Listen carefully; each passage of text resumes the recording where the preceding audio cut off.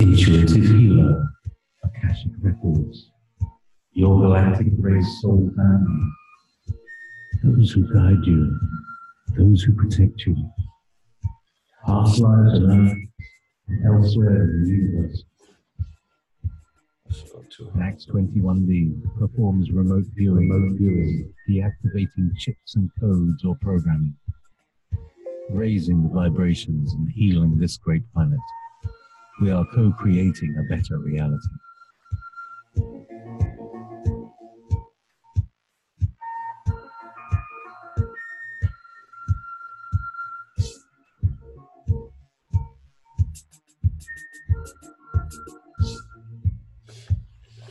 You're listening to Wolf Spirit Radio. Thank you, Russ. I want to thank my co-host, Nicole, my wife, and Jennifer, my co-host, and Vanessa, moderator and executive director and producer of Wolf Spirit Radio, my friend Russ. And I have also my guest is Elana Freeland, and she'll be coming in just a few minutes, a few moments. Just stay tuned and hang on there, and don't go anywhere, because what we're about to release tonight is going to grow goosebumps all over your body, and it's going to tickle so hard that you ain't going to be able to handle it. So, if for all my friends in Russia, United Kingdom, the island of Man, my friend down there, John Knight, thank you for what you did the other day for me. And everyone that has helped me with the GoFundMe to get my wife here to North Carolina. I really appreciate all your help, and I appreciate helping me out with this. Now, well, you know what? I ain't going to talk no more and waste time here. So let's bring on our guest right now, the Elana Freeland. And come on in and tell us something about yourself. And let's get down to the nitty-gritty and get this over with and let people know what's really going on in Sacramento or wherever you got. Just let it go, please. Well, thanks, Max. Thanks for having me. For people who don't know much about what is really going on with geoengineering, that's what I'm going to talk about, because there's way more going on with it than just the weather. And I want to give a little bit of background on myself, just so you know who's talking to you if you haven't heard me before. You can always find lots of talks on the internet of me talking. And I am the author of 2 books on geoengineering, AKA Chemtrails, AKA HAARP, High Frequency Active Auroral Research Project, all of the above, AKA the Space Fence. All of this is in the 2 books, the 2014 book, Chemtrails, HAARP, and the Full Spectrum Dominance of Planet Earth, and the 2018 book that came out this spring, which is Under an Ionized Sky, From Chemtrails to Space Fence Lockdown. And both books were published by Feral House. So let me start let's go a little bit into the history. We all have, well, not all of us, but certainly many of us have noticed that the clouds in the sky are not the same clouds that we had even 20 years ago, and certainly not in the childhood of older people like me.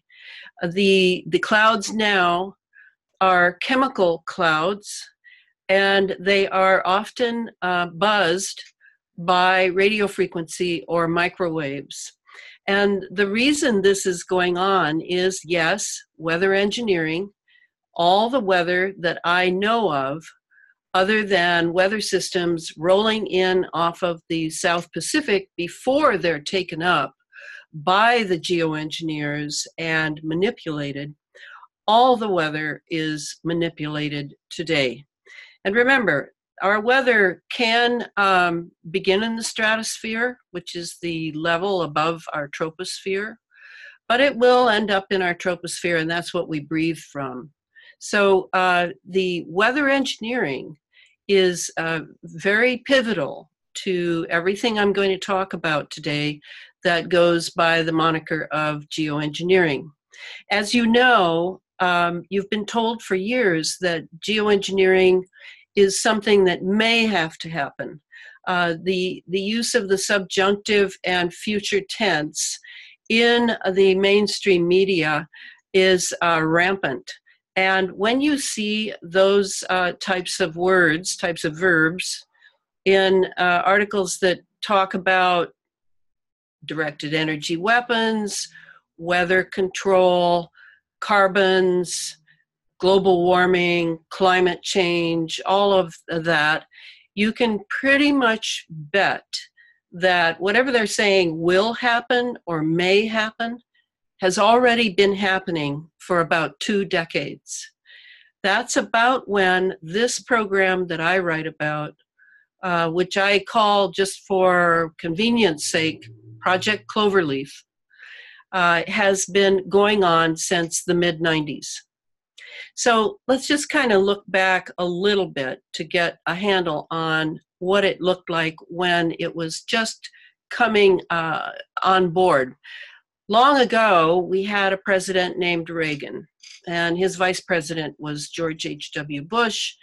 The Secretary of Defense at that time was Dick Cheney. And these people ruled in America from 1980 to 1988. During that time, they put forward a program that they called Star Wars because of the films that had just come out. The Star Wars series had come out in 1977.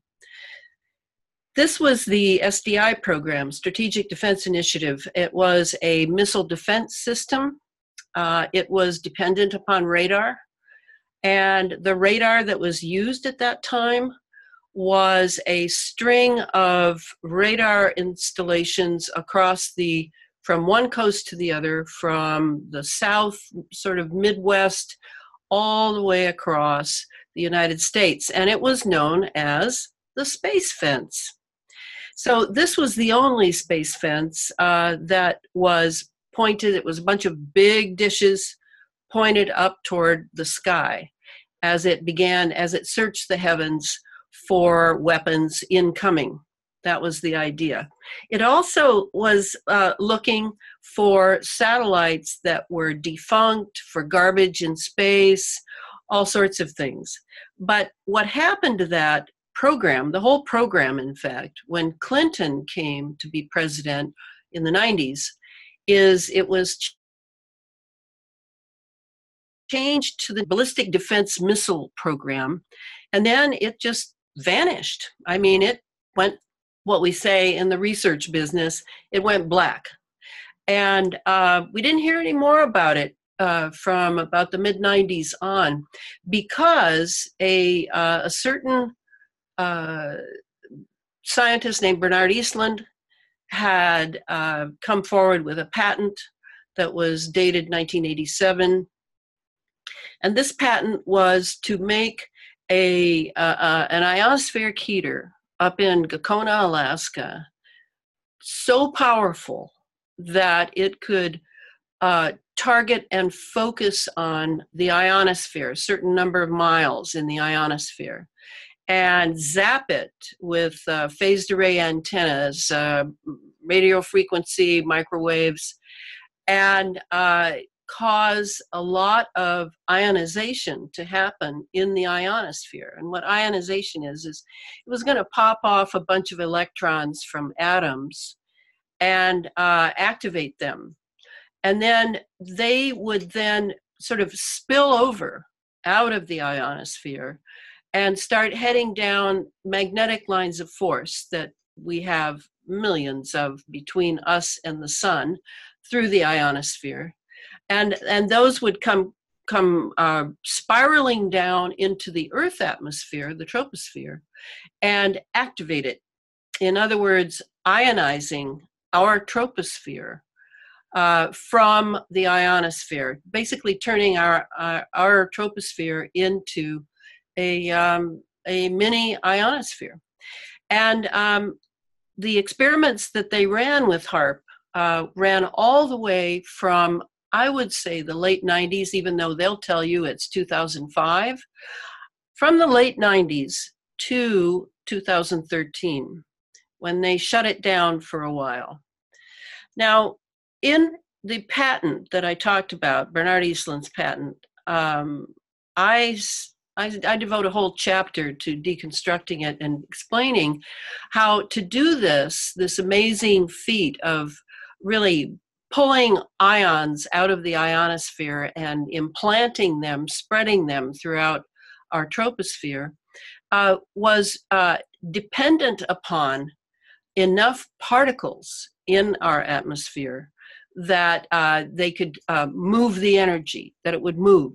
Otherwise, you can't really do much electrical, electromagnetic in a vacuum. You must have particulate matter. And this is when the jets began to be zooming through our high above us, either in the stratosphere or in the troposphere, and they would leave these long trails. Up to then, we were accustomed to seeing short trails that were really ice crystals and water vapor that we called contrails, condensation trails. But now, instead of those, which usually last maximum 30 seconds, we began to see long trails that would remain because they were made of chemicals is why, but we didn't know then in the late 90s why. They would remain, and then slowly they would spread out into this very thin cloud cover that looked like cirrus clouds. We were accustomed to cirrus clouds, but this was sort of like a gossamer chemicalized signature in these clouds. They were not normal clouds, but most people don't look up and most people don't question clouds. I mean, that's nature, right? Of course, clouds are nature. Well, not in this case. And the first person who began to look at this became a very good friend of mine, and his name was Clifford Carnicom. He was an independent scientist living in northern New Mexico, where the skies are blue, blue, blue, or at least used to be. And he began to notice these. And at the same time, he began to notice that when these particular kinds of trails that spread out into a sort of gossamer cirrus cloud cover, when they happened, there would be this detritus that would come down, some certain particles, certain fibers that he was catching in his HEPA filter on his trailer.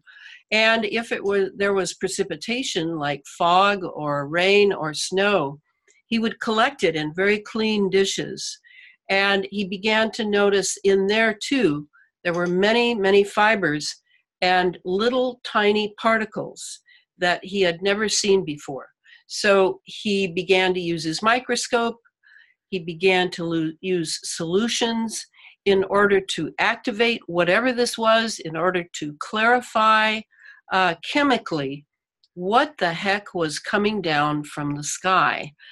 And that's about when I met him in the early 2000s.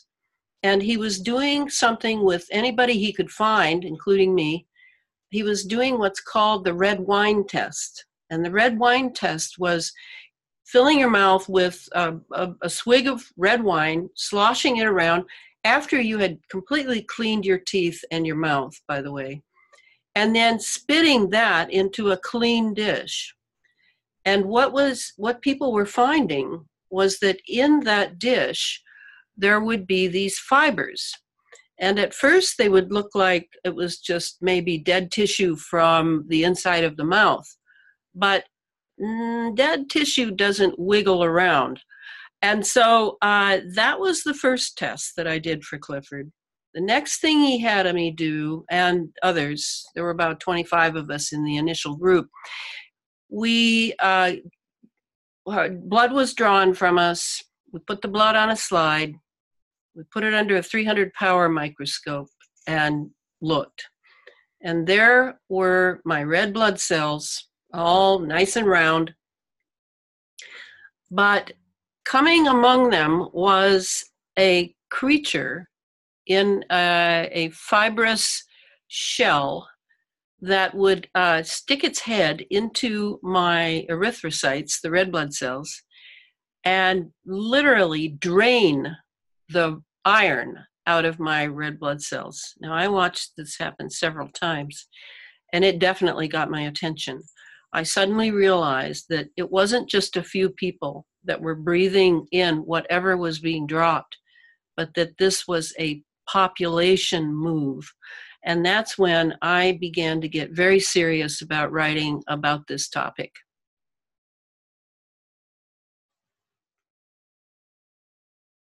Should I go on, or are there questions coming in? I have a question. You mentioned Cliff Carnicom, and I met him a few years ago. He came to speak to Environmental Voices in Rockland with Deborah's group.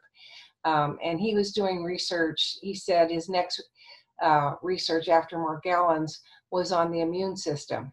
He said he really has to get ahead of what, because our immune systems are under attack from all the chemicals. So what, well, you talked about all these things falling, and, you know, it's in our water supply, it's in our air supply. Besides Morgellons, what else did you discover in your research? Well, that was the first thing we discovered, was the Morgellons, absolutely. Right. But along with the Morgellons is the heavy metals that are in the jet fuel.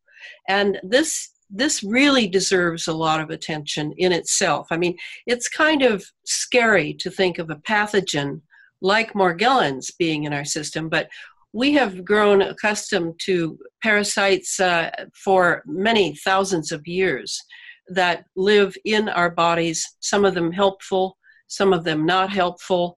And we have had a variety of flora and fauna in our intestinal tract that really help us with our digestion and our assimilation. But the heavy metals on this scale is absolutely overwhelming. And part of it is, yes, that jet fuels, especially now they're using JP8.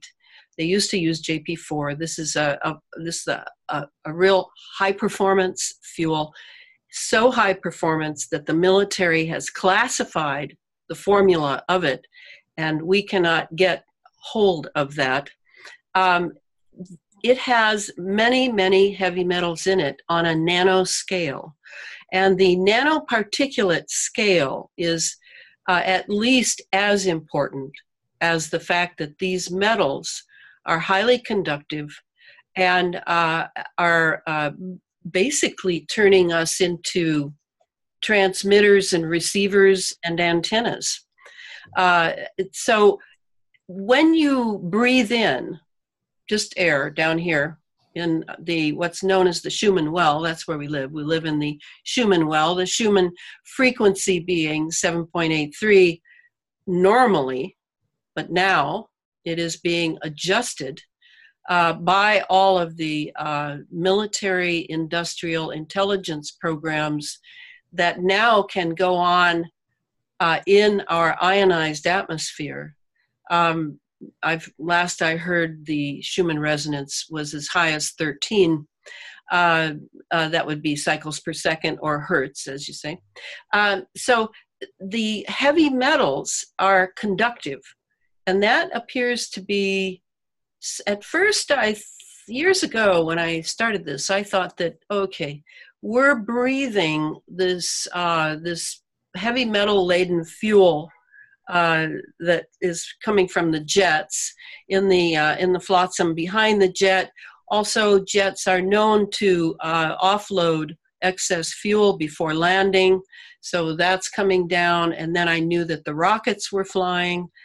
These are mainly sounding rockets, but they can be putting up satellites up there, or they can be going up and testing for various sensor readings of the atmosphere, or for weather, or communications, or military objectives. So at first I just thought it was sort of, it was just necessary to their programs, and gee whiz, it's too bad we have to breathe it.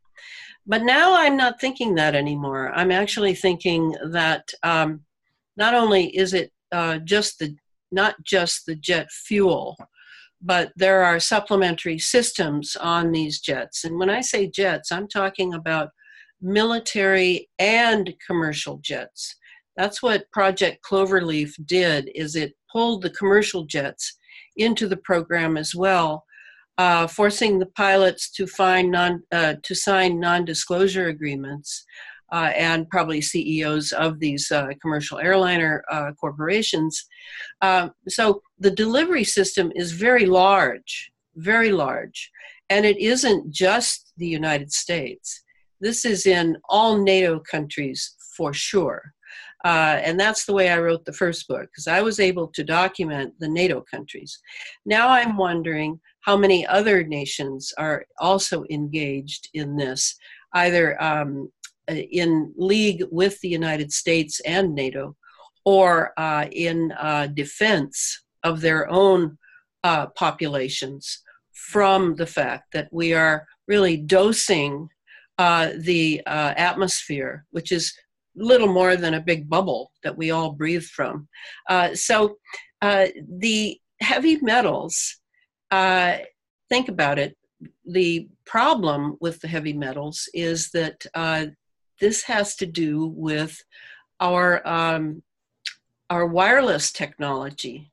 Now, if you look at the numbers of the dates when all this testing was going on regarding HAARP, regarding pulling the ions down into the atmosphere, and regarding the jets flying and releasing large doses of nanoparticles of conductive metals, you notice that it correlates with when we were given our cell phones.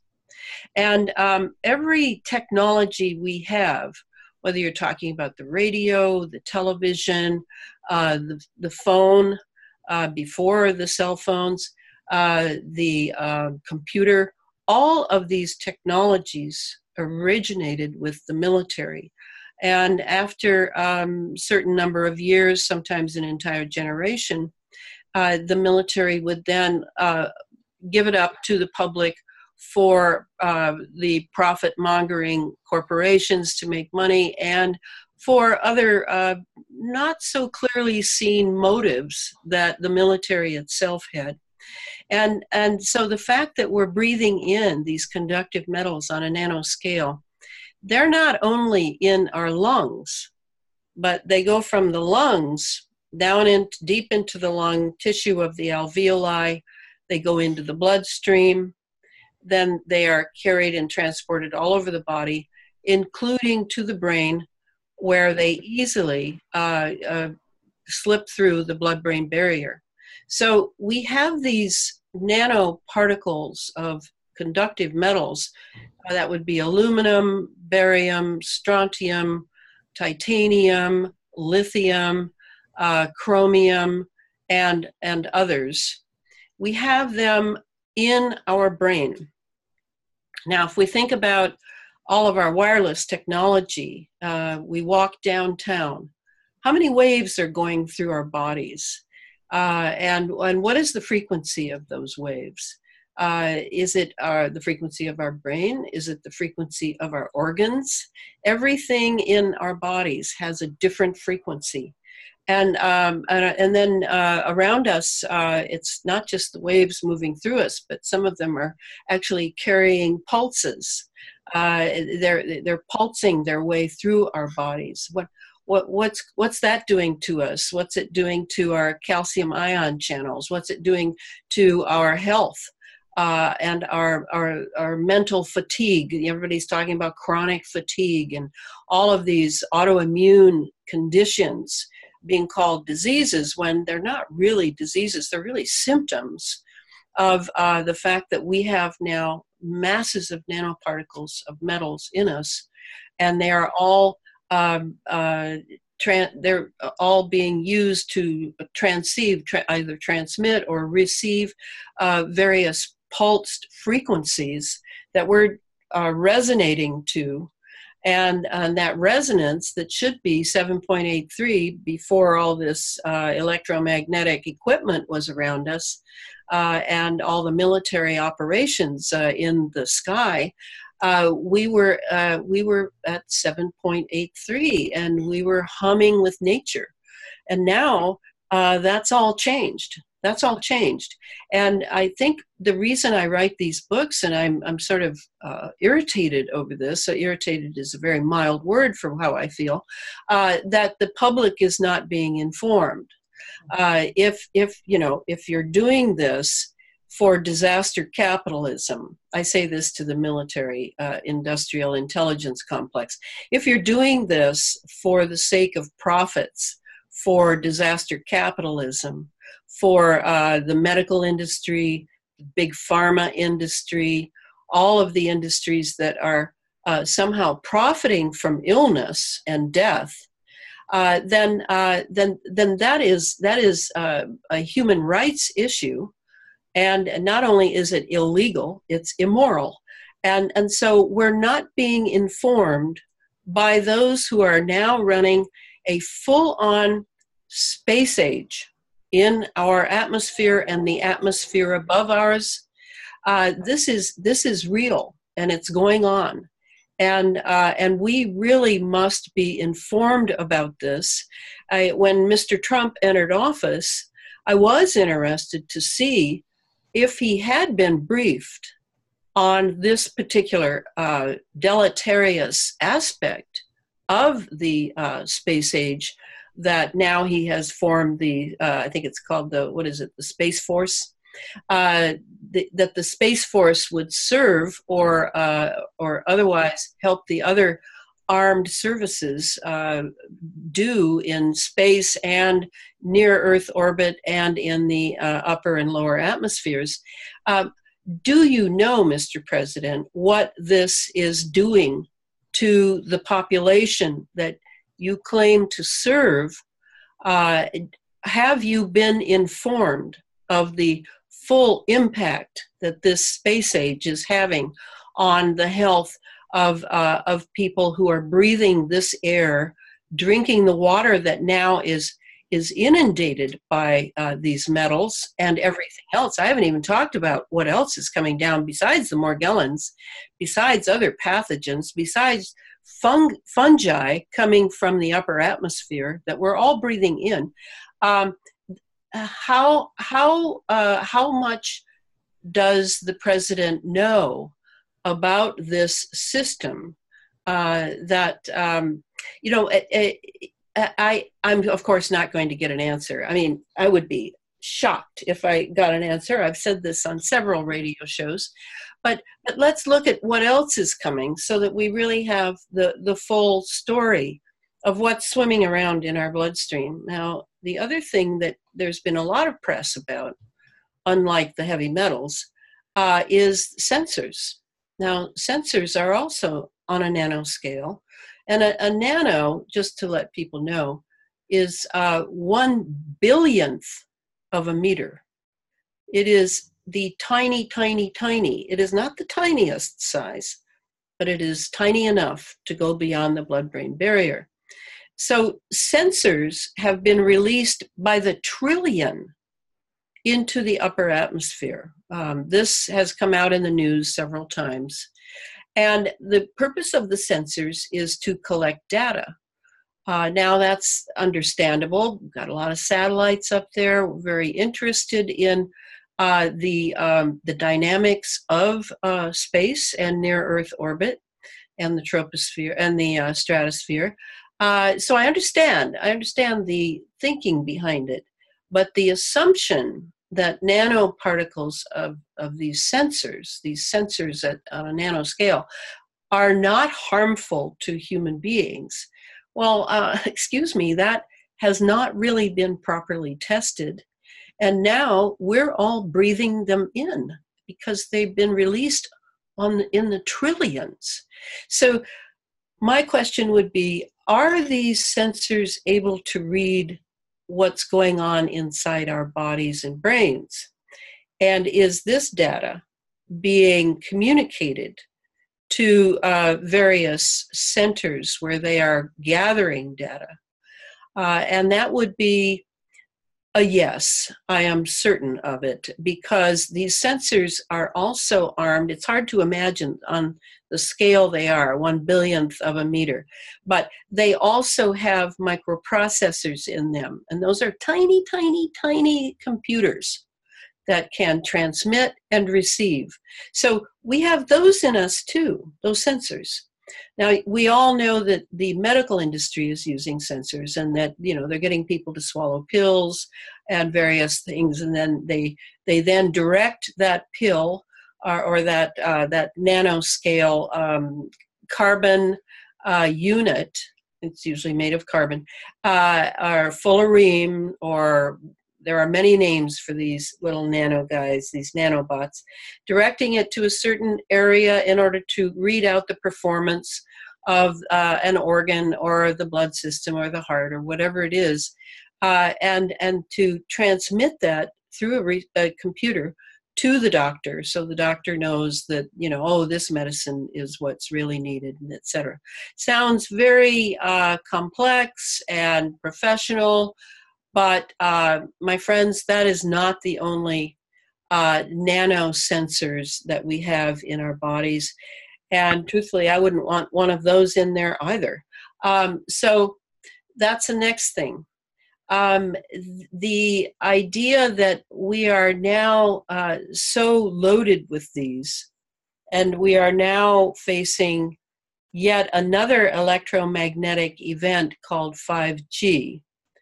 Now we're getting into something where we can look at how all of this is not simply sort of happenstance because of the military's space age objectives, that, gee whiz, we have to put up with this.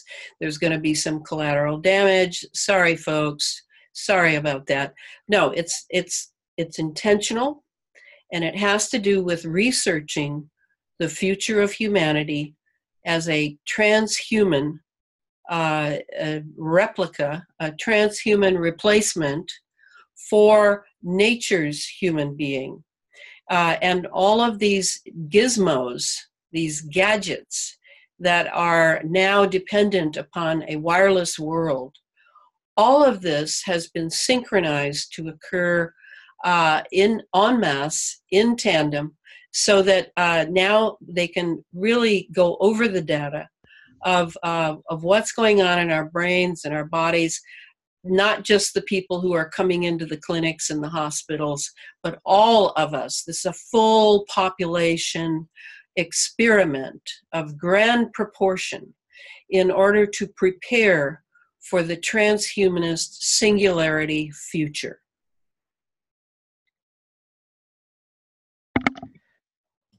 I have two questions for you. One is, you talked about the nanoparticles. Is that the same?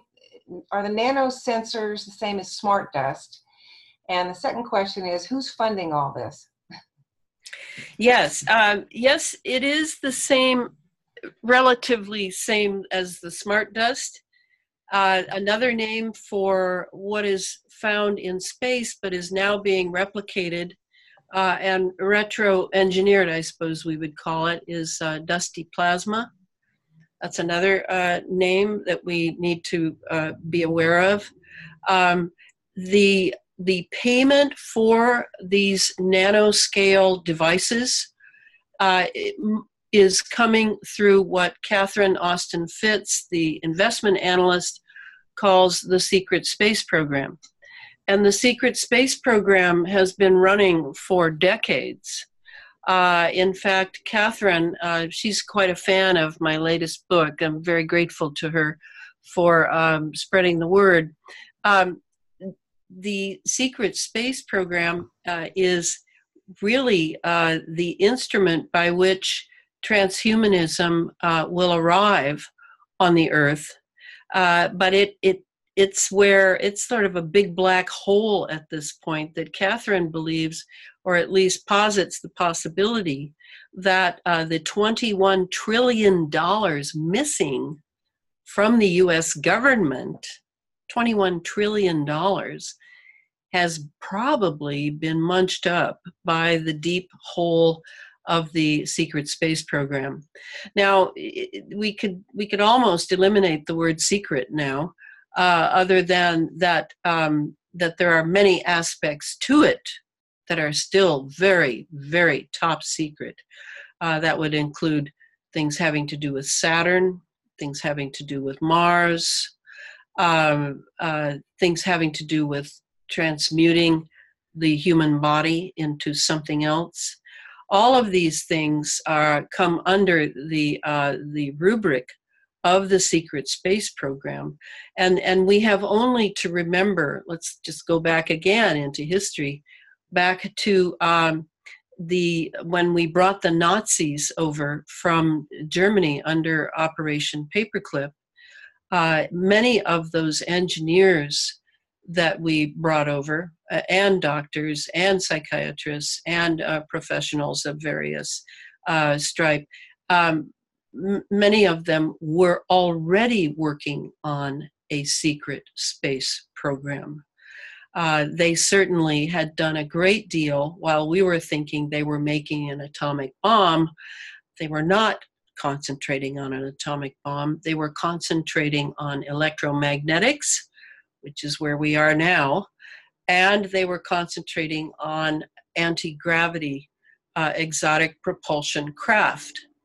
And we have inherited all of that with the Nazis that we brought in, and we're not talking just a few hundred or even a couple of thousand Nazis. We're talking thousands of Nazis, card-carrying Nazis, were brought into the United States, their records scrubbed, and they were put into our military bases, our hospitals, our mental institutions, our universities, you name it. They were given carte blanche, and they were given homes, they were given salaries.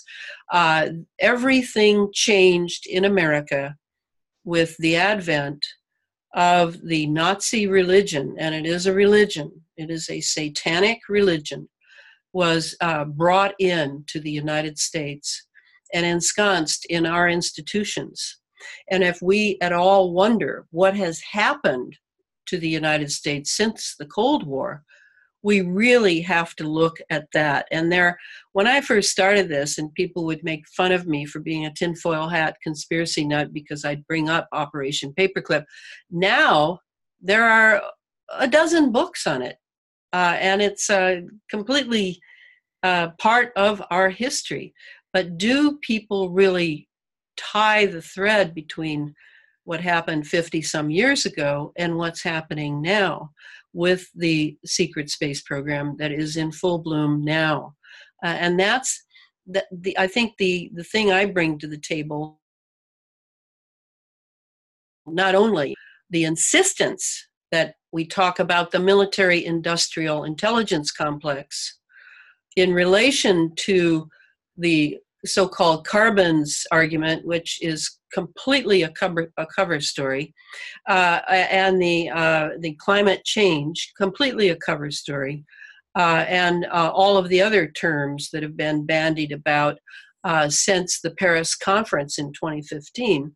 But we must bring the terms military into this discussion, because until we look at this so-called space program and what is going on with it, and what we are being asked without being asked to sacrifice, namely our health, the health of the generations coming, the changes that we will now be going through, that they will be documenting thanks to the sensors that we now have throughout our bodies. All of this needs to get a close look. And it's the last thing that you will hear, certainly in 50 years, which is truthfully why I wrote these books.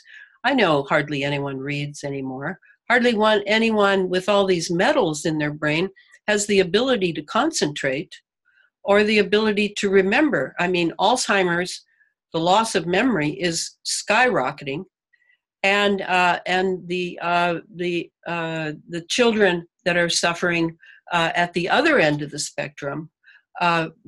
This is the condition we've been left in, and I want a full public inquiry into this space age and the technology that we're expected to put up with. I think that we deserve at least that, and that it is not my job to keep the medical industry and big pharma flowing in profits with destruction. We have a question. Yeah, we have a question from the chat room. Do you believe there is any non-violent solution of any kind that would put a true end to this despicable poisoning of our sky planet? If so, what do you honestly believe is our solution, liberation from such a huge legal denial operation being carried out? Oh, very good question. No, I don't espouse violence of any kind, but the tack I'm taking, and I certainly am not the entire movement. I'm just one voice among some amazing people in this, what I call the anti-geoengineering movement, or the anti-chemtrails, however you want to put it. It's mainly an internet movement. There are thousands of us in touch around the world from many countries, all countries, in fact. And my take on it is I must prepare people, because we are still, though we, in a way, we have moved from one era to another with no announcement of that fact, and certainly no preparation for that fact. The era we're moving from, in a military sense, would be a missile era, you know, the ICBMs, and even a nuclear era. You know, people worry about nuclear bombs and nuclear cold age. No, we have moved to an electromagnetic age filled with directed energy weapons. All you have to do is look at the 9/11 catastrophe to see a directed energy weapon in action. But you really have to then study it to see what it looks like when you see it, how it works, what it means when Dr. Judy Wood, who wrote Where Did the Towers Go?, when she says it was a dustification process. This is all new language. This is all new technology of destruction. In a way, the directed energy weapon makes the nuclear bomb look like a bad child choice. But I don't see, because we are still locked into the mainstream media that has been controlled by the CIA under Operation Mockingbird since the 70s. That's my lifetime, and I know well of what I speak. I have done the research. This is not a conspiracy theory. All the mainstream media are controlled, so we're not really getting any news.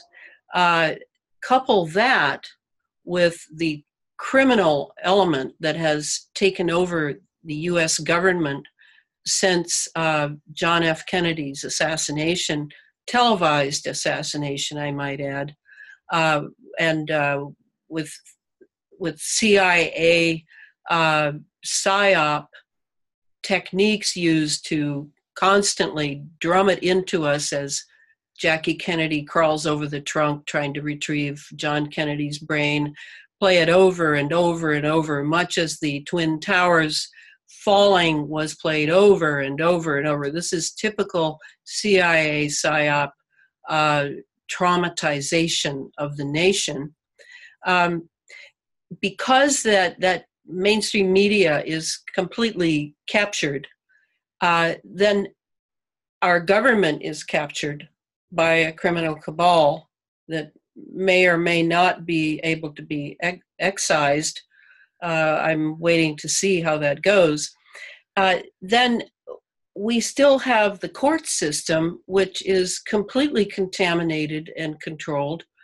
I don't see any means by which we could free ourselves, even with the best class action suit and the best lawyers and lots of money. And so because that does not seem to me attainable at this time, I'm concentrating on educating the public as to the space age and what it really is. It's a militarized space age. It is not the one John Kennedy envisioned with all the romanticism that goes with it. No, everything is being weaponized around us, all the cell towers, the Internet of Things, our cell phones. I don't even own one. I just feel I don't need to carry the military's weapon system around with me for them to use against me and others around me. All of this has been weaponized. So I'm going to do what I know has some immediacy and some value that can be helpful to keep our immune system going and operating. So while we figure this out, I'm trying to educate the public as to how they can take care of themselves in this dilemma of the ages. I mean, I don't think in the history, I'm a historian, I don't think in the history of the earth we've ever been in a situation like this. We've been in other tight situations because I'm a catastrophist. I believe we rise and then we fall, and then we rise and then we fall. And we're on our way down now, in case you haven't noticed. So how to take care of our health may seem like to some people who think that health sort of mystically happens without paying attention to what you're taking in. Is what you're taking in a GMO food, or is it an heirloom seed from nature that has proven itself to be powerfully natural and immune system building for thousands of years? Or are you just kind of ignoring it, like I'll just go to the doctor and get a pill? That's not going to work. What we have now is a spiritual war, a natural war, because certain forces that have very lucrative means and many powerful connections are bent upon replacing nature with a synthetic environment and replacing human beings with a synthetic cyborg enhanced creature that can be remotely controlled. Now, this would have been bad science fiction a few years ago, but we're there. And so I'm recommending to people to start looking at their bodies as a test tube or a small lab, a petri dish, if you will, and to start chemically and electromagnetically making adjustments to their lifestyle. I'm not the only one doing this. Another really stalwart guy with a strange sense of humor, I'm just warning you up front, is Tony Pantalaresco. Tony is a Canadian. Yeah, we're very familiar with him and have tried his remedies.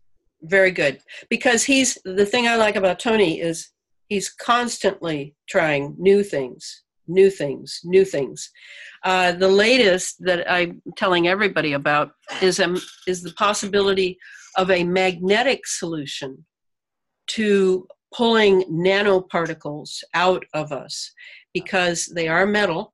They do respond to magnetic fields. And Tony has some good ideas on that. I'm also taking baths of electrolyte baths. Electrolyte would be LYTE, turning the bath into a minor electrical bath. And with boron or borax, Epsom salts, and sea salt.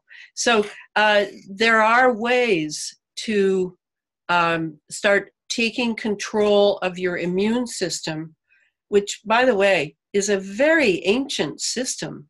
I mean, we're talking maybe even millions of years, but certainly hundreds of thousands of years of this brilliant immune system that now is faced with genetically engineered, what's that word? Sort of chimeras. They're sort of half natural and half something else. And it doesn't know what to do with them. And my question, of course, to my immune system, as long as I take good care of it, which I do, is can you learn how to deal with this latest assault?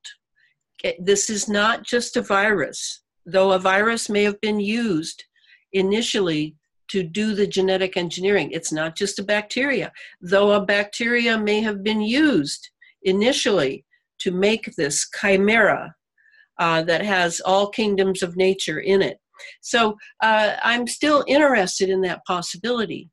And this is my solution at this point. Raise public consciousness, raise the possibility that our immune system can learn if we give it the right nature food. We've got to give it food from nature, not the GMOs. Why do you think, last I checked, it was 27 countries are not allowing any GMOs beyond their borders? Why do you think that is? Do you think they just don't know how good it is for them? No, they know. And now we're learning about vaccines. Vaccines are yet another delivery system, preparing us for a transhumanist advent. We know the GMOs, yes, the water, the air, and what else? Oh, well, nanoparticles. Nanoparticles are in our clothing. They're in our cosmetics. They're in foods. They're in everything, because when Congress looked at the nanoparticle question, they were either misinformed or bought off because they passed it without a quibble, even though there's been no testing whatsoever. This was 2002 that this happened. And nothing was really made public. The public certainly was not informed of any possible dangers. But we now discover that on a nano scale, and it doesn't matter which element you're using from the periodic table, on a nano scale, it leaves nature and becomes something else. We don't know what that something else is. So what would that do in our bodies? I mean, that's a real question. So there are a lot of ifs and possiblies and gee whiz and absolute fury over how we have been left out of the equation of this space age and what is going on in our skies. But that's the tack I'm taking. Have you found any success with zeolite taking out any metals out of the body? There's a lot of talk about and research on zeolite doing that. Yes, actually, someone after a talk handed me this bottle, and I am now finally finishing it. I'm a bit embarrassed by that because I am not a supplements person. I am a whole foods person. I was trained in Chinese medicine for 6 years and macrobiotics for more years. So I cook and I eat organic food. And if I can't get organic food, I just stop eating. So I am interested to see, I've been having it every day and I feel great, but you know, what's causing what where, I really don't know. But I'm always interested in what people are trying with their own bodies. I'm in touch with a lot of Morgellons sufferers, And I'm very interested in what they're doing because they know that their body is a test tube in a petri dish. And they are trying this, that, and the other, and taking notes and documenting. And I'm so filled with admiration of them. Yeah. You know, with zeolite, it's just a clay, but it operates as a magnet toward any lead in your body, any heavy metals. And if you look at it in a microscope, it looks like a honeycomb, and then the little particles come into the cells, and in 7 hours, it goes through your body and is, you know, disposed of. So people are finding the kind of zeolite that'll cross that blood-brain barrier as well to pull out the particles. And I relate that to Alzheimer's disease, which when they do autopsies of patients who have it, they find little clumps of aluminum that are stopping. Oh, yeah. And so that's what another way of helping yourself is to use zeolite to, you know, keep your mind fresh. Well, and one of the questions I have, and I'm not the only one, is as we're looking at these supplements, when they use nanoparticles to make the supplement, now that's a question. Whether we really want to fight fire with fire kind of thing. And I don't have the answer to that yet. See, it's all very experimental. Russ, did you have a question before we head to break?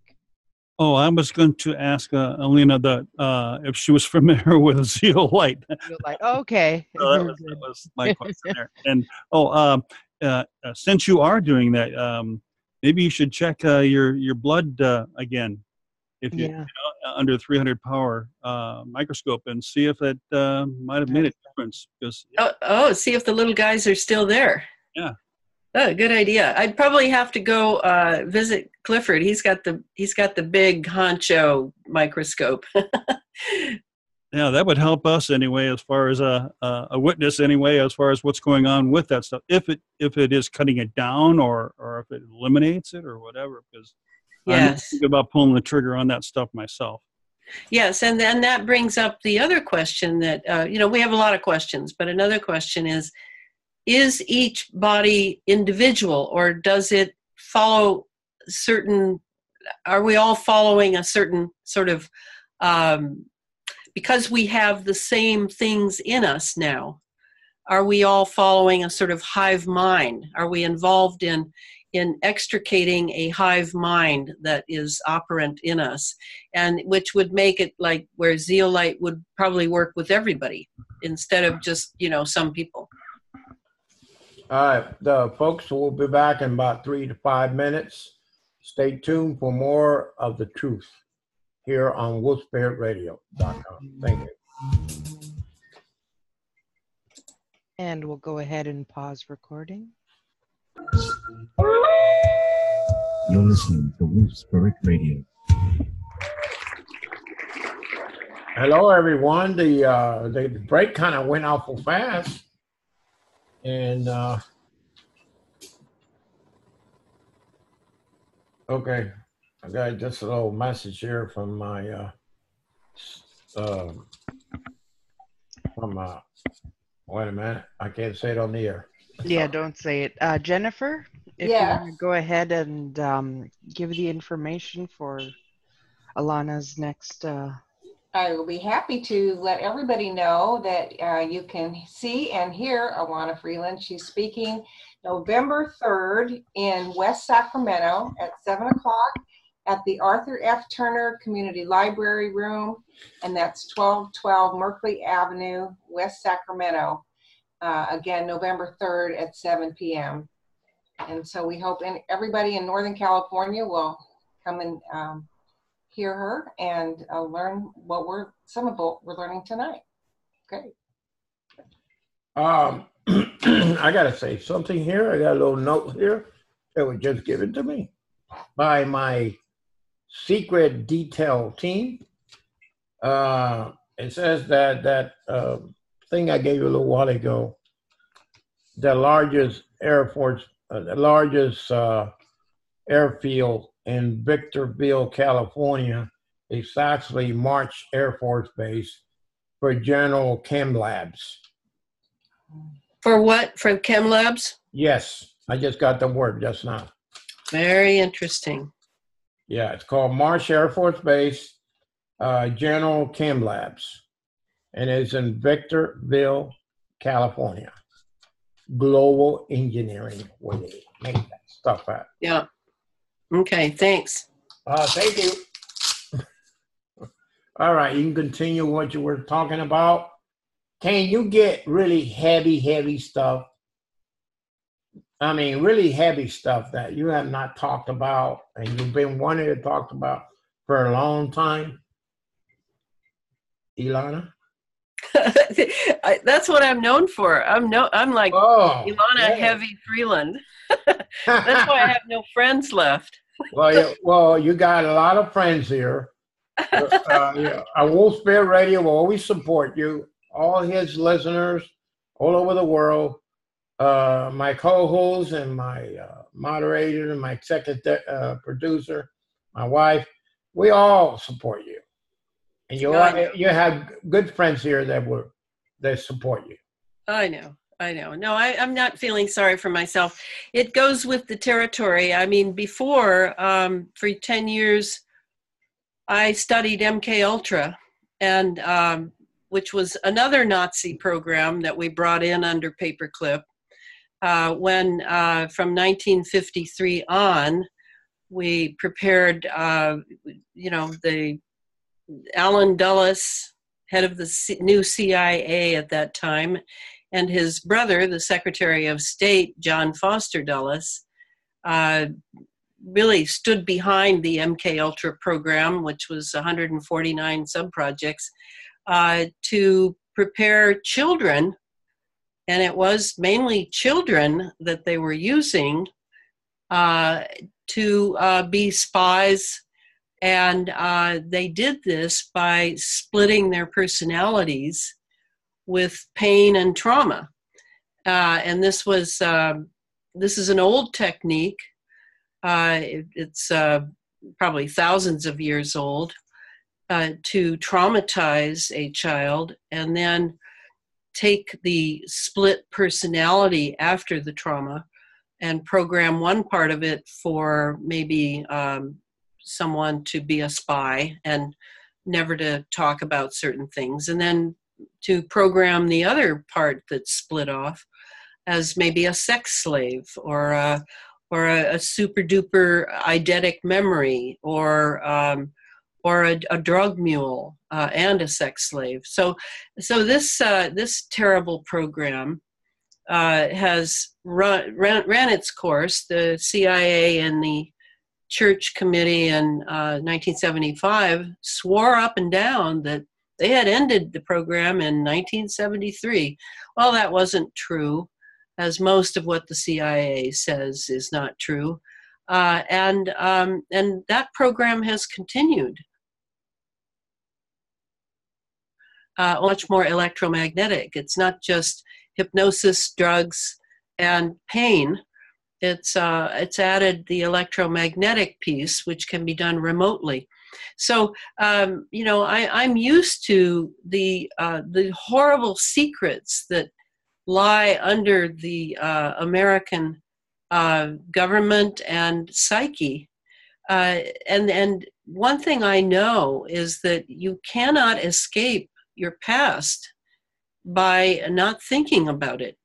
It will get you one way or another, and it's much better to make it conscious so that you can heal it and you can do something different in the future instead of repeating the history that is so painful that you don't want to look at it.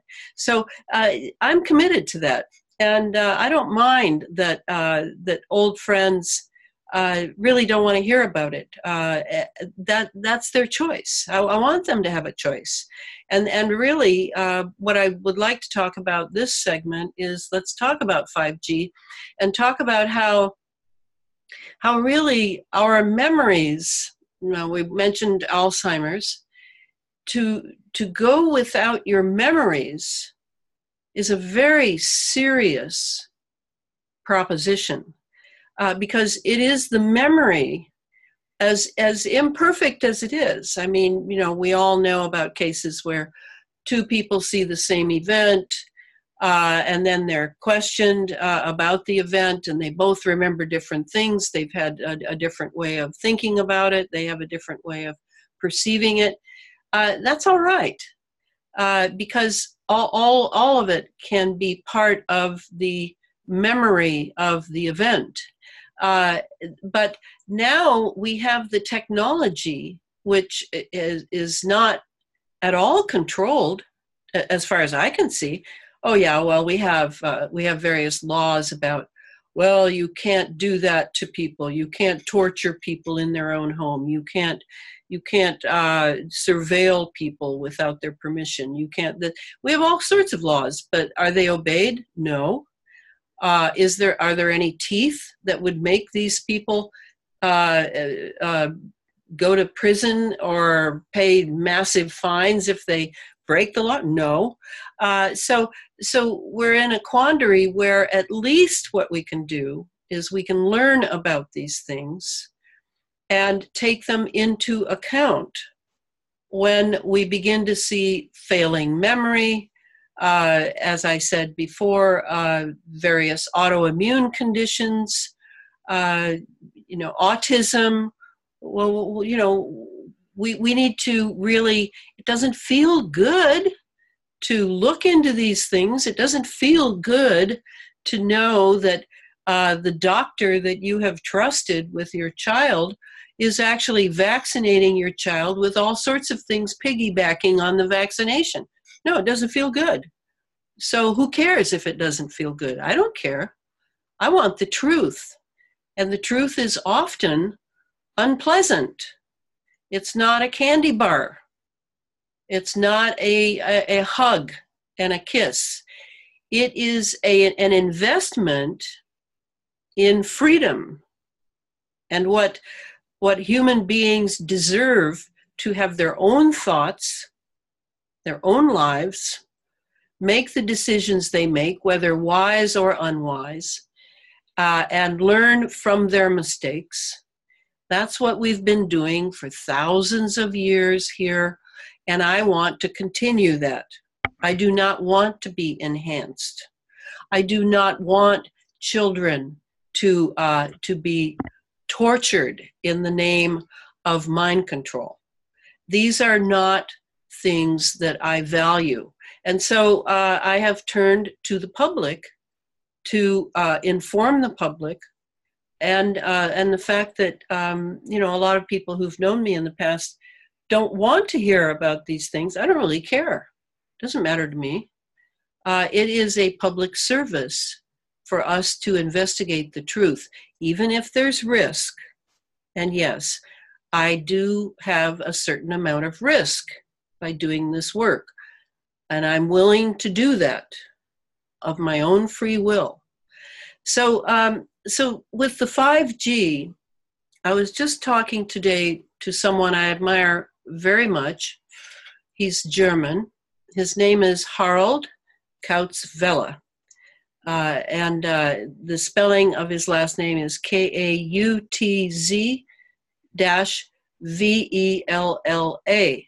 Harald is a trained chemist in Germany, and he has some pretty far out ideas because he is accustomed to thinking outside the box. And he was asked by someone in Germany to give a talk on 5G. And he at that time said that he didn't really know much about 5G.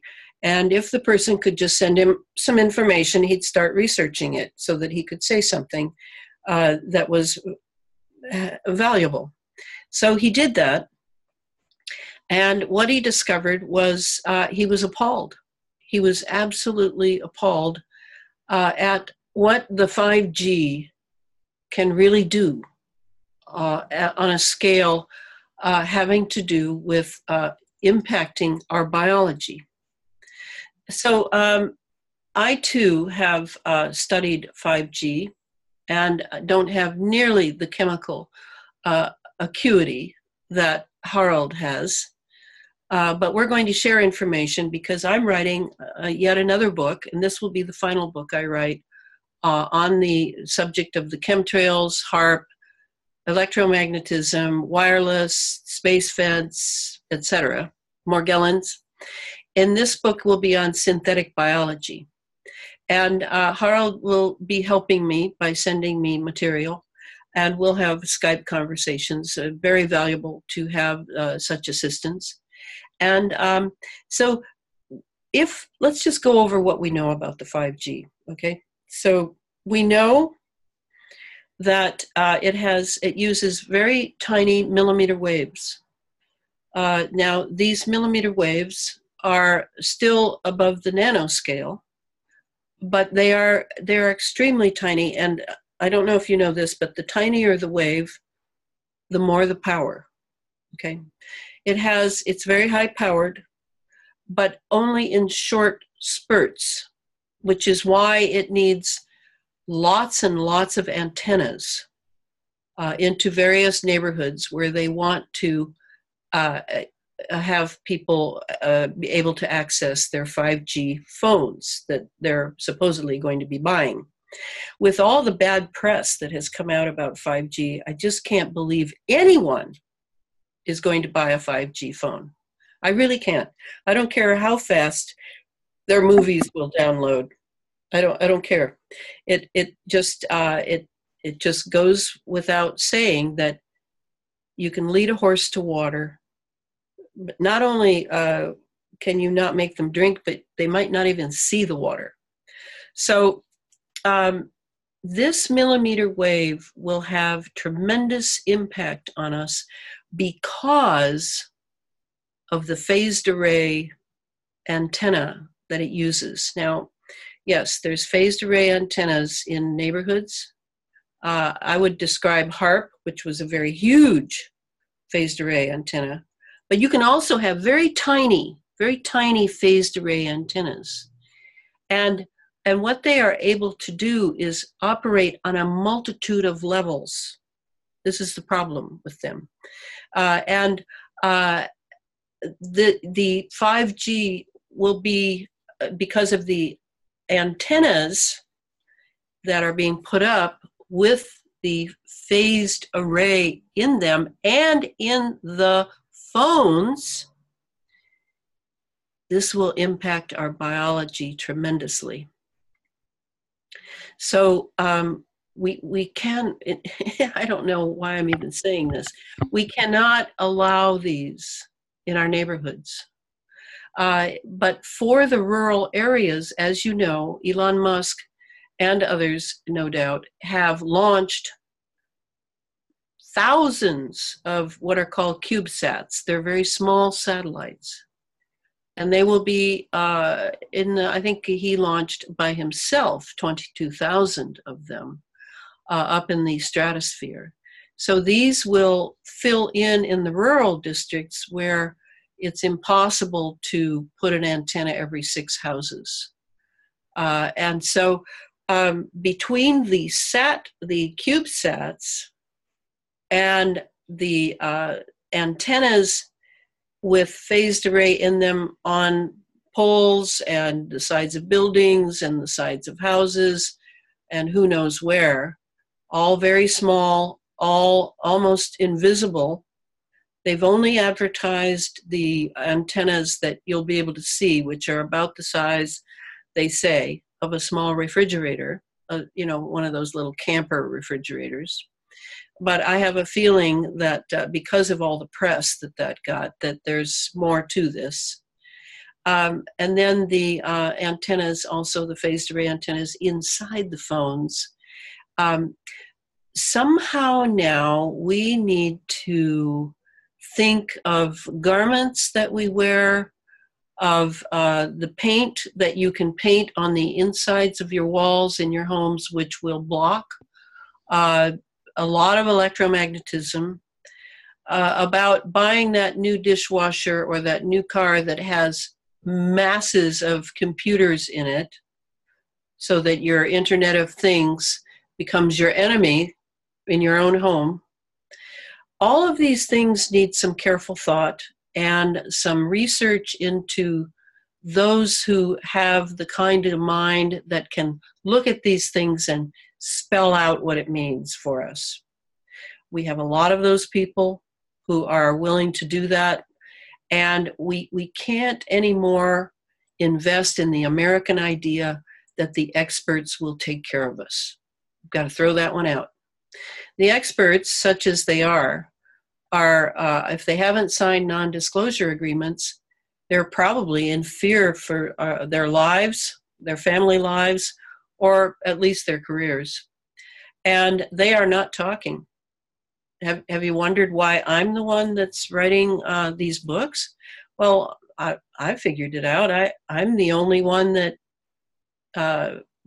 has taken 2 years out of my life for each book to do the research, because the science guys that I would like to depend on are absolutely silent. They're nowhere. They're not coming forward. So the 5G, we know from various people that it shreds our mitochondria, which is a protective shield for our DNA. It shreds it. All right. We've all gone to most of us anyway, have gone to the airport. I've gone way too much lately. And of course, the millimeter waves are used by TSA. And, you must not go through that. You must ask for a pat down, even though they'll make you wait. They made me wait like 15 minutes for a pat down, just to make it inconvenient. But, and it doesn't matter if, it's embarrassing or whatever. You do not want those millimeter waves looking through your bodies. You do not want that. So we know that the DNA is impacted. This certainly includes children, pregnant women, old people, and et cetera. So let's get serious about this, okay? We are not lemmings. We don't march over the cliff when the big guy tells us there's nothing we can do. We question things. We have minds. We have the ability to read and contemplate. We can talk with people. We can do many things, but we must not be paralyzed by fear.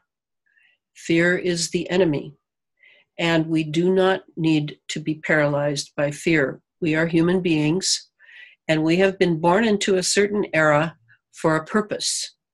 We didn't get off here by accident. And if we had lived in the Middle Ages, it would have been the Catholic Church and the Inquisition that we would have been up against. That was pretty formidable as well. But we are up against a militarized space age run by Lockheed Martin and Raytheon. Raytheon owns all the HAARP patents. Lockheed Martin owns all the space fence patents. So we need to just sort of look locally, start to work locally, and decide how you're going to deal with your wireless conveniences.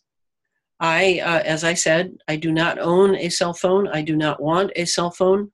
I do not need a cell phone. I have a very nice wired phone in the wall. And people don't need to be able to get me 24/7. If there's an emergency, I'll figure it out. Or those who are trying to reach me will figure it out. And otherwise, I have a computer. I'm still being radiated, but I have all sorts of Wilhelm Reich things that very nice people at talks I give have handed me. I have them like soldiers around my computer. And now and then I recharge them by putting them out on the earth. And then I bring them back to do whatever they can for me with the radiation from my computer. So as you see, I'm sort of thinking my way through. I unplug everything at night. I sleep with my head to the north. I have a futon. I have no metal in my bed. in case I'm targeted. So I'm thinking, I'm contemplating every step of my life. This is very satisfying. You may wish that you didn't have to think about all these little minutiae, that, you know, you could just be safe and have a wonderful life without worrying about technology. But that is, you should have been born in another era. That's not this era. This era is about technology. And you can start reading on it. I've gotten very interested in it. I'm reading a book on plasma physics right now. I'm reading some other things on electromagnetics. If I really get stuck, I've got a few science guys I can call and have them lead me through it. It's an exciting era of transition. We're transitioning from one era to another. And how far that era goes depends on us and how far we're willing to sacrifice self-pleasure, entertainment, mindlessness, and junk food for a very meaningful life in which we have truly done something for our neighbors and ourselves and the generations coming. This is how I see things. And if this is bad news, I don't know why. I find it to be fantastic that I've been born in an era where my intelligence and my moral integrity is absolutely needed. This is terrific news. And I hope you will join me in this transitional time. I mean, I do hope that someday they figure out how they can have their space age without all the heavy metals. I do hope that. And without the sensors. But I'm not going to wait to see. I'm going to go ahead and give public information out as to how we can survive this and help those who are coming after us survive it as well by teaching them what we have learned.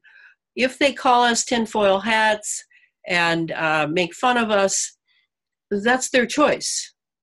You don't need to get angry about it. You don't need to defend yourself. You just keep learning more and more and more about this, because there are people waking up. I have experienced several thousand people this year alone from on my Facebook sites, all clamoring to learn more. So it is happening, but it's all hands on deck. And for me, I know how to do this. I've done something similar before. You start something and then you give it everything you have in order to make sure that it gets a good start. And then others pick it up and they begin to carry it as well.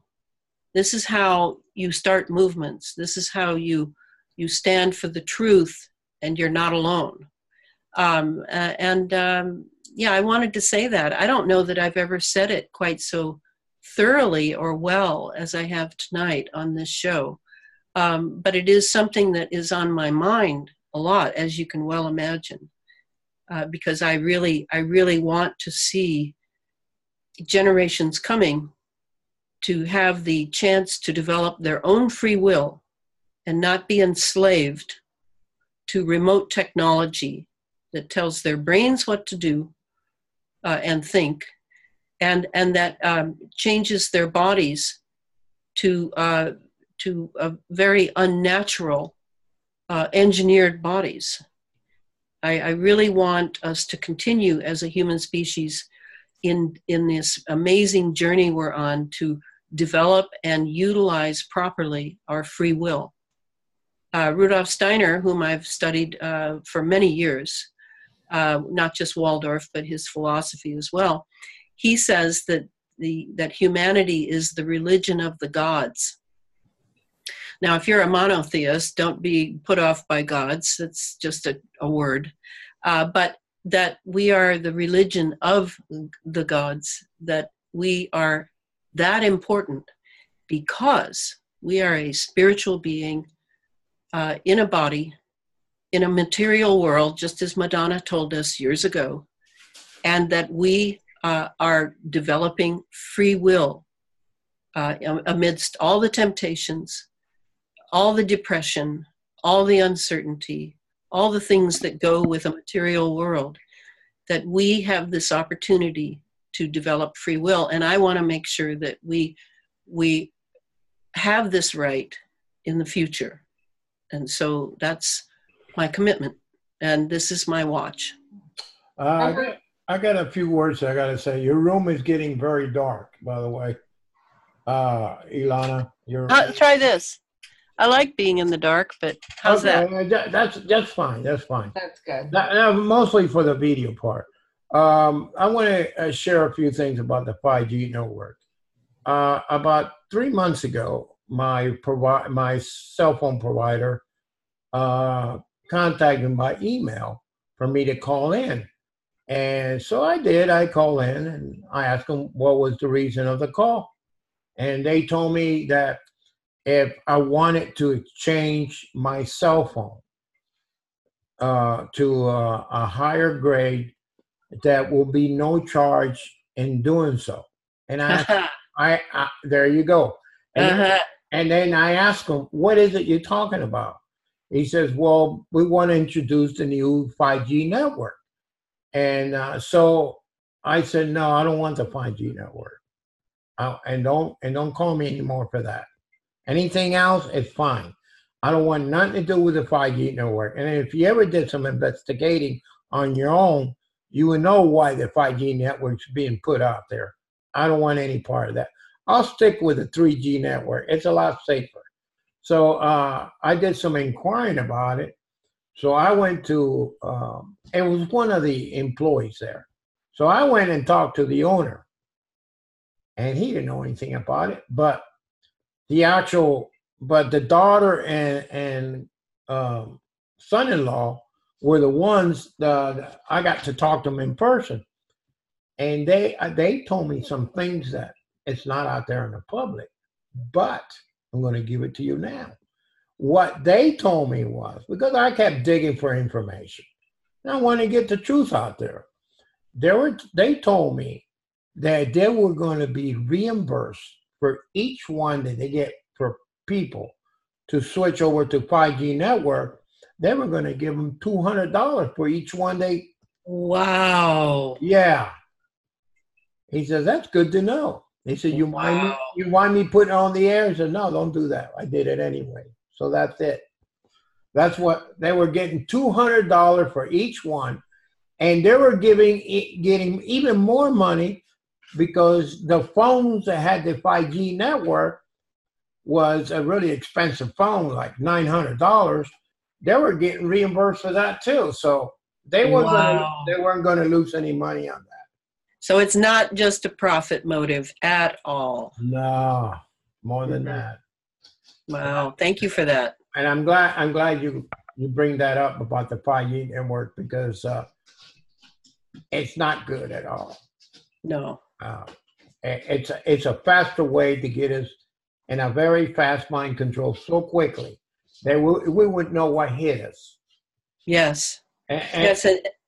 And that's what I wanted to say is that it isn't just the Internet of Things that the 5G is going to use against us. It's all these nanoparticles that are conductive in us that they're going to use against us. I mean, when I realized this, I used to think, how are they going to do transhumanism? How are they going to get all of us into the hospitals and clinics and give us shots and whatever they've got in mind? No. They're going to use a remote system with all these heavy metals in us and the nanobots. And they're going to program us from the outside thanks to the 5G. That's the new chip that It is. It's just like being chipped. It is. It is chipped. It is absolutely chipped. Yes. Thank you for that. Russ, did you have any other questions before we continue on? I was going to mention a few things about the frequency, but I'm going to say the higher frequencies. it doesn't take much for the free, like 1 watt, like in 2 meters or something like that. It's not very strong.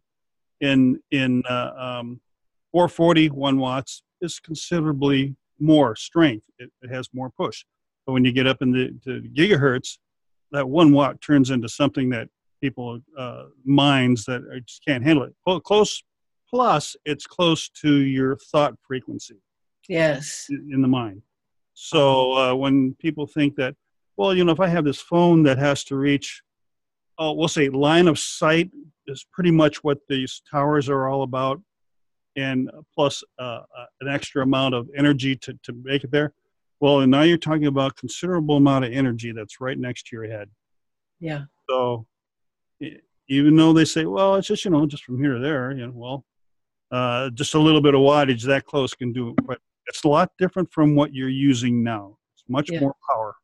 Yes. So this is from a ham background. So very good. Thank you for that. I wanted also to add that every part, because see, I go to the VA clinic down in Kernersville, North Carolina, and if you go down either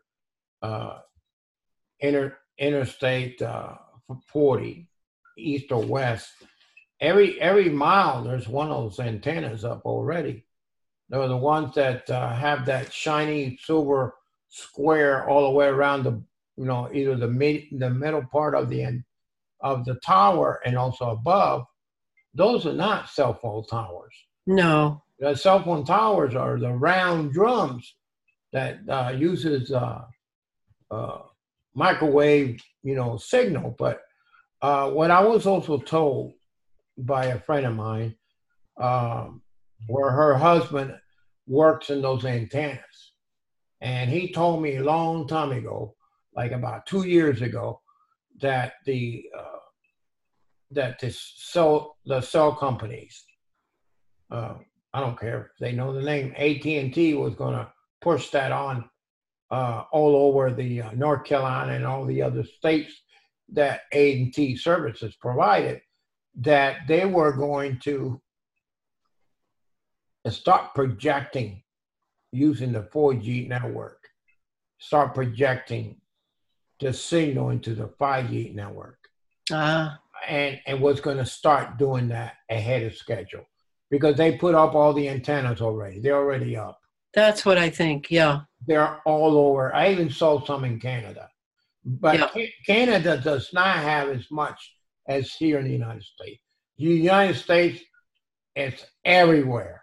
Every mile of every city, like Greensboro, Winston-Salem, High Point, it's everywhere in this North Carolina. And I even found one about 2 miles from me. And I didn't know that was there. And me and my friend, the Navy SEAL that's here, we went searching for it. We found 2 of them. But we ain't going to do nothing about it. Some other people are. Go ahead. See, there's another factor too, is they may by law shoot out, say 5 watts or something, or 2 watts or whatever. But these arrays, they have a multiplication factor, where they can actually, they call it gain. And every 3 dB gain, you double the power. So at 6 dB gain, you not only double the power, but you double that second double power. So you see what happens? It goes exponentially. Yeah. So you're not only dealing, the towers are bad news, especially if you're in line or live very close to it, in line with the direction of the antennas. Not the phone, but just the tower. You may not even have a phone. So that's what they're up against, the gain of that antenna. Very good. They've rolled out 5G in Sacramento, where I live, and in San Diego, San Francisco, and they put them in front of the fire stations, and already the firemen are having headaches, nausea, high blood pressure. I mean, there's already bad side effects. What bothers me is that they never ask permission, No. They just go ahead and do it, and there's no longevity testing, about our health, the impact on our health. It's just done out there, and I guess we're collateral damage. That's what bothers me. Yeah, and it's all of this equipment, as I show in Under an Ionized Sky, all the infrastructure of the space fence on the ground, just on the ground, is what the military calls dual use. Dual use means it's used with civilians and it's used with military, and that's what your cell phone is as well.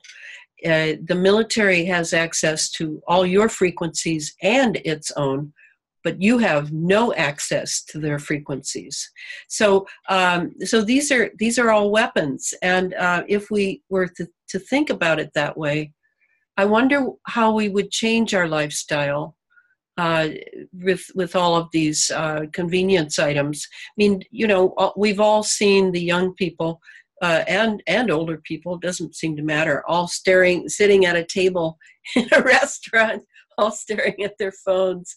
And would we have more conversation? Would we be able to still think? What would we be like if we really just sort of rebelled against it and stopped the wireless thing?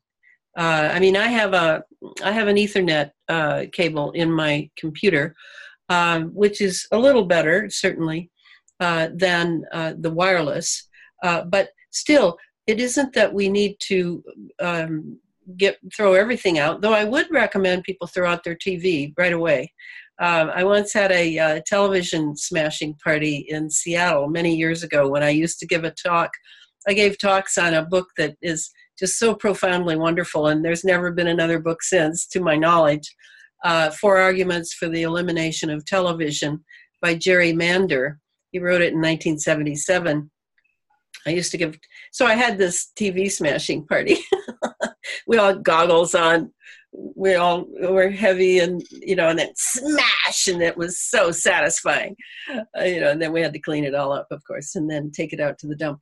But I do recommend that you get rid of your TV because you have your computer and your cell phone. Isn't that enough? And even there, I think the news would finish you off. Yeah, yeah. I have a picture here that I took of one of those towers up close, and I'm going to show you what it was projecting.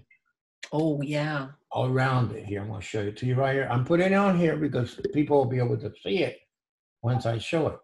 All right, let me get it here. Okay. This is what I saw. Oh, those rays were coming out? Yeah, it was all around the bottom part. And it was a cell tower? Yes, right there. Wow. You see different colors? Yeah, I can see where the optical thing is, yeah, all different frequencies. But you know what I did after? What? Let me show it to you. When I call upon my friends, they showed up. So what am I looking at? What is that? You're looking at a whole bunch of ETs that I fear I call upon them. Oh my gosh. To destroy that antenna that I was taking a picture of. You see? Are they over the antenna now? Yes, they are. But they projected their energy to the antenna itself. Wow, you really are connected. Well, I am in a way, in many aspects, which I really am. Maybe I know about some things through Jennifer or you want to talk to in private, but yes, I am connected. I'm also I just got knighted down in Tampa on 30th of September. I was knighted to the Knights of the Templar. Oh. And I got diplomatic immunity. Right. So I'm okay. They ain't gonna mess with me. Okay. I have friends in the inside too that. Well, I know that because of the I, POTUS thing. I'm also going to admit, which I have admitted before, that I am a white hat. Most most white hat don't put their face out there or even say who they are, but Yeah. they know I have guts and I don't fear anything. Yeah. They throw everything at the book at me, you know. A little bit, some once in a while it gets through, but it's only tickles me a little bit. It doesn't fear me. I don't believe in fear. No. That's what keeps you safe, and they won't mess you. They won't mess with you. No. Fear is a drawing agent, and what it draws, you don't want. Right. Maybe I talk too much. TMI. Put too much in. Yeah, TMI. That's me. But that's why I bring people like you to come on here on the radio and tell the truth about it. Yeah, I know. You see them? You see the message I just got? But I don't worry about that. I'm fine. Too much info. Okay. Well, we have to do it. We have to do it anyway, Russ, or else the public will never find out what's going on. Right? Yeah. How much time we got? Oh, we got about 10 minutes, I guess. Oh, 12 minutes. Okay. What? What'd you do? 5, 2. And then you said like that. He said 13. Oh, 12 minutes, 13, don't matter. We can put out, it's still a lot of information, 12 to 13 minutes. What I want to say, you know, you've been a great guest. I hope that you can come back again with us in another time when you have a little spare time to come back and talk more. If you find out anything new and you want to give it on our show, you know, you're always welcome here. Oh, thank you. Thank you. I have another name for Wolf Spirit Radio, which will always still be Wolf Spirit Radio. The second name is Freedom of Speech. And that's what we're all about. Freedom of speech, to give out the public what they don't know, what they don't understand, and what they want to know about. That's what Max Steel Show is about. And I want to thank also because Jennifer has been an awesome co-host here. And I let her speak sometimes because sometimes my throat, I'm a little bit, my voice don't come out very, very clear sometimes because of my scratchy voice. But I want to thank Jennifer personally right here on the show. How well a great job that she's doing, bringing guests like you on the show. And also my wife, Nicole, for bringing out, reading the questions. And she does have a beautiful voice. That's probably why I fell in love with her. But anyway, and oh, wait a minute. That's something I have not said in a while. Hey, Nicole. Yes, you caught me in the middle of eating a carrot, but go ahead. Oh, you're eating a carrot like Bugs Bunny? Yeah. Okay. Honey, I just want to say how much I love you, how much I need you, and how much I care about you.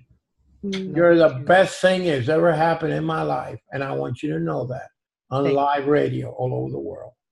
Thank you. And to those folks out there, they're having problem with their wives or their husband, please make up and feel the love that you once found when you fell in love with that person.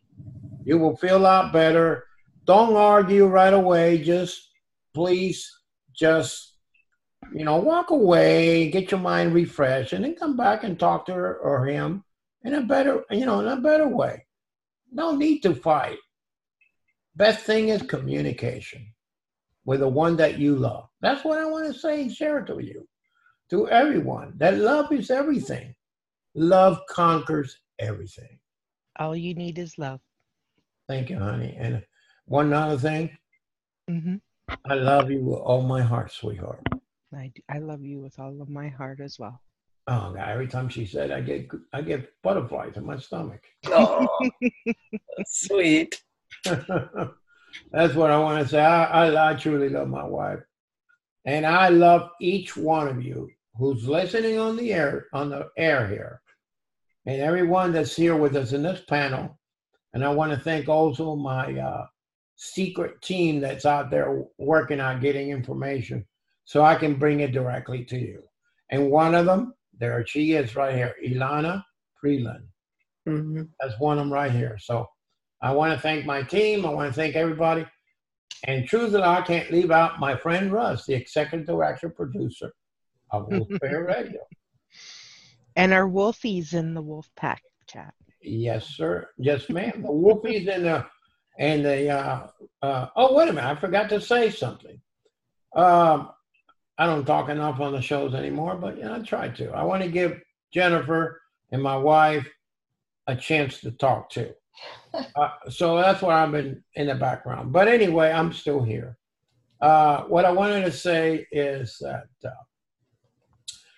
Wolfpack Radio is a listener-supported station. Please donate whatever you can, $5, $2, $1, because it helps us get the information, the true information, directly to you. Okay? This is a true station right here. Wolfpack Radio is the only station on this planet. Okay? And also the People's Network. Oh, it's severance of what is this? Okay. Anyway. I also want to say that I want to send a special, thank you and much love to JP. Yes. He's kind of been MIA a little bit, and I just want you to know that we all love you and care about you, and we all the best for you. And we support you, JP. Yes. Max loves you very much, JP. He always has, he always will be. You're a true friend, JP. We miss you. And we wish one day you can come in on the air with us here and share some things that's going on with you. But I know you're looking for peace and love. We'll support you in every way possible that you want out of us. We support you 100%.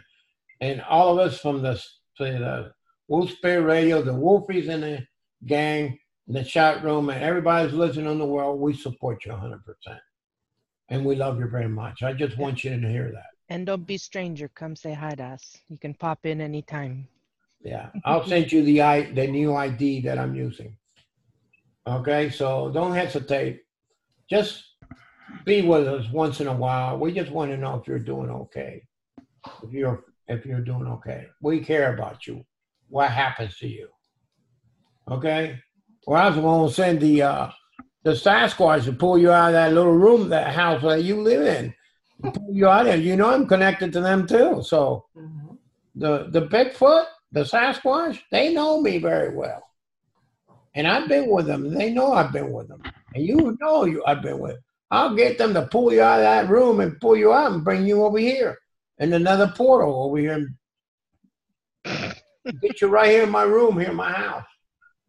Okay? All right. We just have a few minutes left. I don't know if Elana wanted to finish up with some. Oh, wait a minute. Before Elana, remember, max21d.com.